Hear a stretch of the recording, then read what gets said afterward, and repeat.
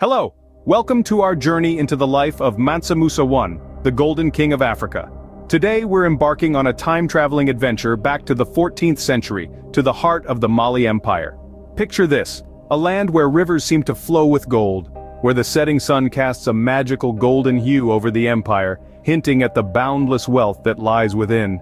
This is not a fairy tale, but the kingdom of Mansa Musa, a man whose immense wealth still sparks awe centuries later. But it's not just the sheer scale of his wealth that makes Mansa Musa a figure of fascination, it's also how he used it. From funding the construction of universities and mosques to embarking on a transformative pilgrimage, Mansa Musa's wealth wasn't just impressive, it was transformative. Buckle up as we dive into the life of the richest man in history and explore how his wealth changed not just his empire, but the world. But first, let's take a closer look at how Mansa Musa amassed his incredible fortune. Imagine possessing a wealth so vast it's practically unquantifiable. Now step into the golden shoes of Mansa Musa I, the king who owned enough gold to sink a ship, or several. Let's time travel back to the 14th century, to the heart of the Mali Empire. The air is thick with the promise of fortune, the rivers seemingly flowing with gold rather than water. As the sun sets, it casts a golden hue over the empire, a testament to the vast wealth that lies within its borders. This is the kingdom of Mansa Musa, a man whose wealth was so immense it's still spoken about with awe to this day. Mansa Musa's wealth wasn't just about gold, though it was a significant part of it. His empire was rich in another highly sought-after commodity: salt. Yes, the same salt you sprinkle on your fries was once a precious resource, as valuable as gold. Now imagine having a monopoly over the production of both these commodities. That's right. Mansa Musa didn't just rule an empire, he controlled the very essence of wealth in his time. But what makes Mansa Musa's reign truly remarkable isn't just the scale of his wealth, but how he used it. Mansa Musa was a man of faith, and when he embarked on his pilgrimage to Mecca in 1324, he didn't go alone. He took with him a caravan so large it would have stretched as far as the eye could see. And this wasn't just any caravan, it was a caravan laden with gold, which Mansa Musa generously distributed along his journey. This act of generosity wasn't just a display of his immense wealth, but it had a profound impact on the economies of the regions he passed through. But Mansa Musa's wealth wasn't just impressive, it was transformative. His wealth funded the construction of universities and mosques, creating a cultural renaissance in his empire. But we'll dive into that in the next scenes. For now, let's just marvel at the man who could quite literally change the world with his wealth. Now, imagine embarking on a pilgrimage and distributing so much gold along the way, you alter entire economies. Sounds like a fairy tale? Well, not for Mansa Musa. In the year 1324, Mansa Musa embarked on a journey that would go down in the annals of history, a pilgrimage to Mecca, a journey of faith, yes, but also a journey of gold. Picture this, a caravan stretching as far as the eye could see, with thousands of men and camels, each one carrying pounds of gold. Mansa Musa was not just a pilgrim, he was a philanthropist, generously distributing gold to the poor, the needy, and well, anyone who happened to be in the vicinity. As he moved through Cairo, Medina, and ultimately Mecca, his generosity knew no bounds. He gave away so much gold that he inadvertently destabilized the regional economies. The abundance of gold led to a rapid devaluation, causing a 10-year-long period of inflation. Talk about having too much of a good thing. But Mansa Musa wasn't just throwing gold around for fun. This was a calculated move, a display of wealth and power that placed the Mali Empire on the global map. It was a message to the world that Mali was a force to be reckoned with, a land of wealth, culture, and prosperity. The effects of Mansa Musa's pilgrimage were felt far and wide. The influx of gold in Cairo, for instance, took a full decade to recover from. It was as if Midas himself had passed through, leaving a trail of gold in his wake.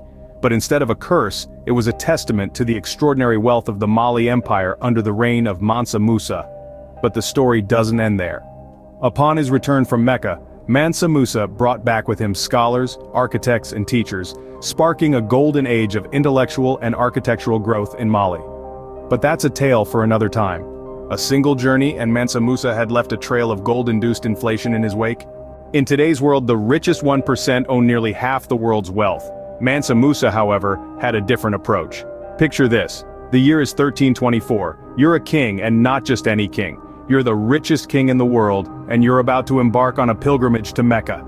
You're not traveling light, oh no. You pack up your entire kingdom's worth of gold and off you go, leaving a trail of gold dust in your wake. Now here's the kicker. You're not hoarding this gold, you're giving it away. That's right, you're Mansa Musa, the 14th century king of the Mali Empire. And your idea of a road trip involves casually destabilizing regional economies with your extravagant generosity. You see, unlike today's elite, Mansa Musa didn't just sit on a mountain of wealth, he distributed it, and he didn't do it by accident. This was no "oops, I dropped my gold" moment. This was a conscious, deliberate act of wealth distribution. Imagine the shock of the local markets as gold, that precious, shiny symbol of wealth, suddenly became as common as dirt. Talk about an economic plot twist. But here's the real irony. In today's world, where the richest 1% control almost half of the world's total wealth, we look back at Mansa Musa and think, what a generous king. When in reality, he was just doing what made sense to him. He saw wealth not as a personal trophy to hoard, but as a resource to distribute and use for the betterment of his people. It's a little funny, isn't it? How a 14th century king understood the concept of wealth distribution better than many of our modern-day billionaires. Mansa Musa wasn't just rich in gold, but in wisdom too. He knew that true wealth isn't just about how much gold you have, but how you use it.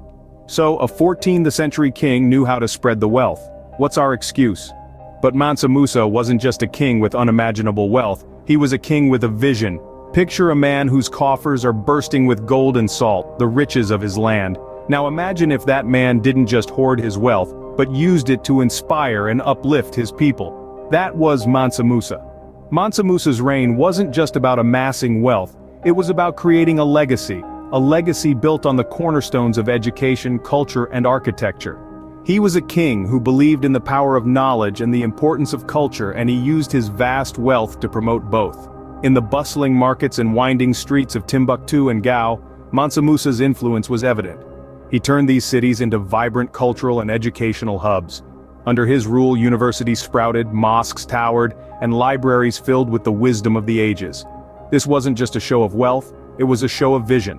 Imagine, in a time when few leaders prioritized education, Mansa Musa was constructing universities. He was not just building structures, he was building minds, nurturing intellects, and cultivating the leaders of tomorrow. He was a king who understood that the true wealth of a nation lies not in its gold, but in its people, in their knowledge, their culture, and their spirit. And then there were the mosques. These were not just places of worship, they were architectural marvels, symbols of a thriving culture, and testament to Mansa Musa's commitment to his faith. These mosques still stand today, a testament to a king who believed in creating lasting monuments to faith and knowledge. So let's take a moment to appreciate Mansa Musa, not just for his gold but for his vision, for his commitment to education, culture, and architecture, for his desire to use his wealth to build a better world for his people. Mansa Musa, a king who used his wealth to build, to educate, to elevate. Sounds like a king worth remembering, doesn't it? Scene script. Mansa Musa's reign ended over 6 centuries ago, but his legacy still shines as bright as his gold.